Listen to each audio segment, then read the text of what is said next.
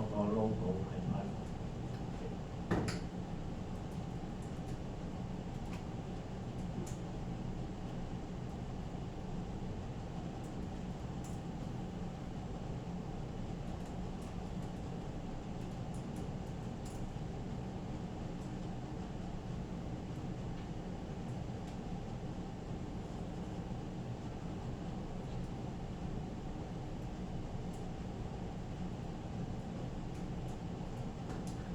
好，跟住咧呢度咧就温得啦，咁又係 Python 個温嘅。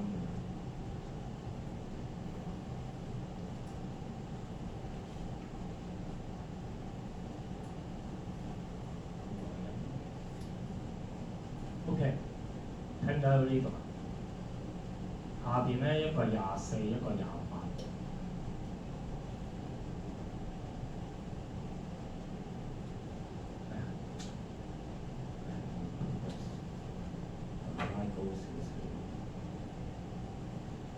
好，咁呢度咧 run 完之後咧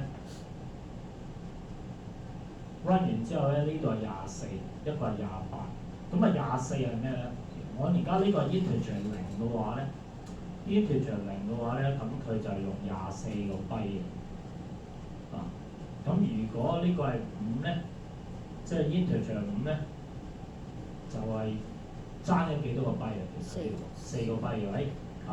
咁因為呢個係4個 byte咧，係一個最細嘅 integer 嘅 unit 嚟嘅。咁如果0嘅話咧，0嘅話咧，咁佢應該都係4個 byte 嘅，即係大0嘅話咧，佢就冇佔嗰個空間。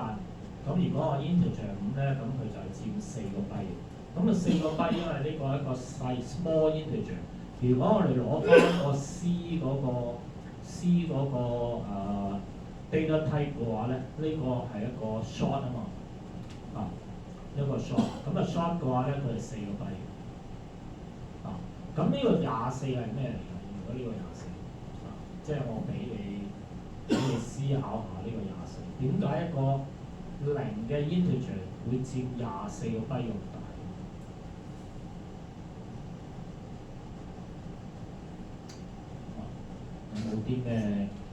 有冇啲咩諗法？一個 integer 佢坐底佢佔24個 byte，然後呢個實數咧，呢個係5咧，就真係一個 physical 嘅 integer， 佢就佔4個 byte 嘅。咁呢個24係咩啊？方太24都 OK， 仲有冇啲咩諗法？唔係個 size 啊，即係其實喺個 address 嗰度咧，佢呢度咧每一個就佔咗一個 address 嘅，即係話我哋之前學過啦，咁呢度佔一個 address 嘅，咁假設1人，咁呢個係2，每一個獨立會佔一個 address。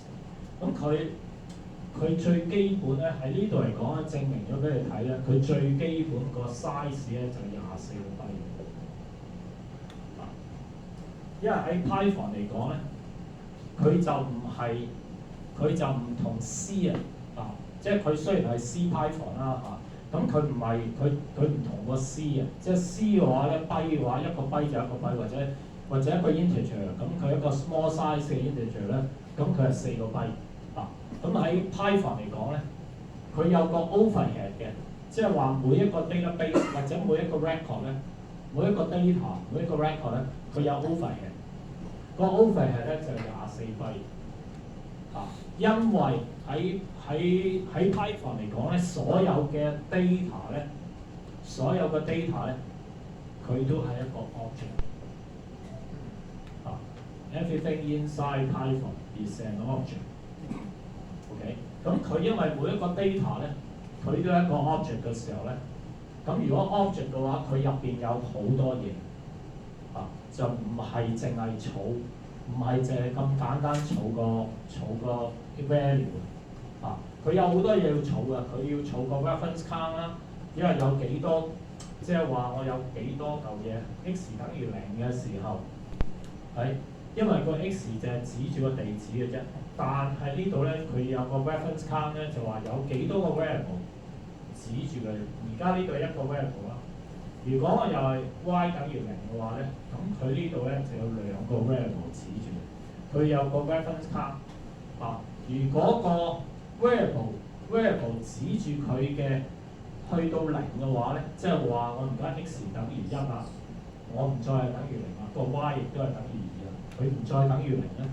咁佢喺呢度個 reference count 咧，佢當佢 drop 到去0嘅時候咧，咁呢個位咧，呢個地址呢個位咧就 variable， 就即係我哋可以當呢間係一間屋。咁而家咧啲租客搬走咗之後咧，呢度咧佢就有個 reference count 咧，就係0嘅話咧，下一次我要儲 data 嘅時候，佢會見到呢個係吉嘅呢間房，咁佢就可以將個 data 擺入去。咁所以佢正有個咁嘅機制咧，佢有個 overhead 咧，所以個 overhead 都大嘅。即係喺 Python 嚟講，個 data 嘅 overhead 係大嘅。OK 咁integer 呢個係最細㗎啦，都24。咁假設啦，我試下擺個 string 落去啦。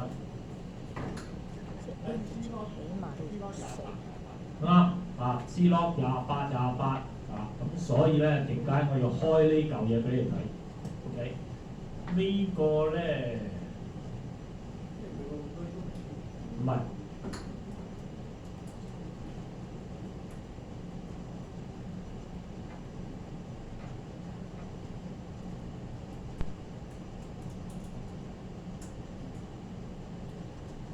呢個咧係3.9.19嚟，即係我而家 run 緊呢個咧係3.9.19 ，OK？ 佢3.9.19咧，佢呢個 size 咧就24、28。